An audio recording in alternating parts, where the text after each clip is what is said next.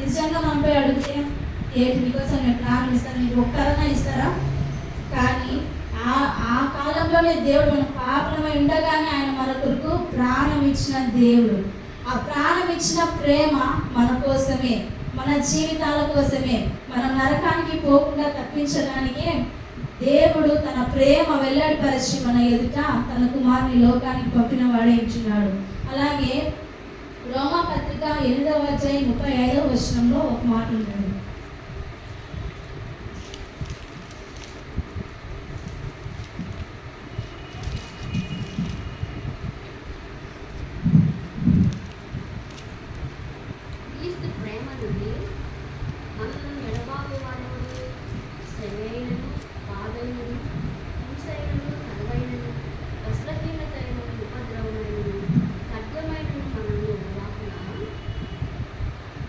ప్రేమ నుండి మనల్ని విడబాపినది ఏది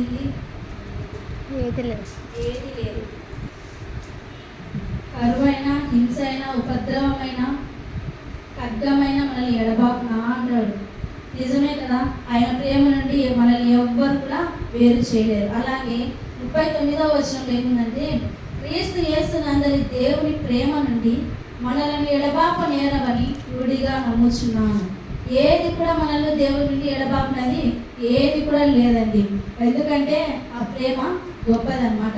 దేవుడు మనపై ఇట్లా చూపిస్తున్న ప్రేమ శాశ్వతమైనది. ప్రేమ దీర్ఘకాలము సహించినది, ప్రేమ దీర్ఘ శాంతం కలది. ఆ ప్రేమ ఏదంటే అది యేసయ్య ప్రేమ ఒక్కటే. ఆయన ప్రేమలో కల్మషం లేదు. ఆయన ప్రేమలో నిస్వార్థం లేకుండా లాభం కొరకు మన కోసం ప్రారంభిస్తే దేవుడికి ఏమైనా వస్తుందా?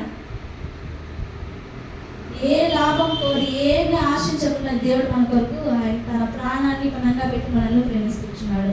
మనం ఏ స్థితిలో ఉంటున్నాం? మన మనుషులను ప్రేమిస్తున్నామా? మనుషులను సంతోషపెడుతున్నామా? దేవుడిని సంతోషపెడుతున్నామా?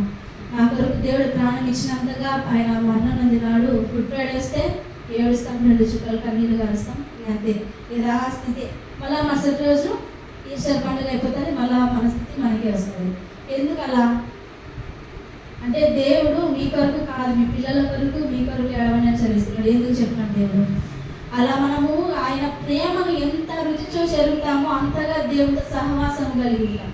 ఎందుకంటే ఆ దేవుని ప్రేమ మనల్ని అంతగా బలవంతం చేస్తుంది. ఆయనతో ఉండాలని, ఆయనతో సంతోషపడాలి. దేవుని ప్రేమ కలిగి ఉండడం అంటే ఏంటి? దేవుని ఆజ్ఞను గైకొని ఆయన మాటల ప్రకారం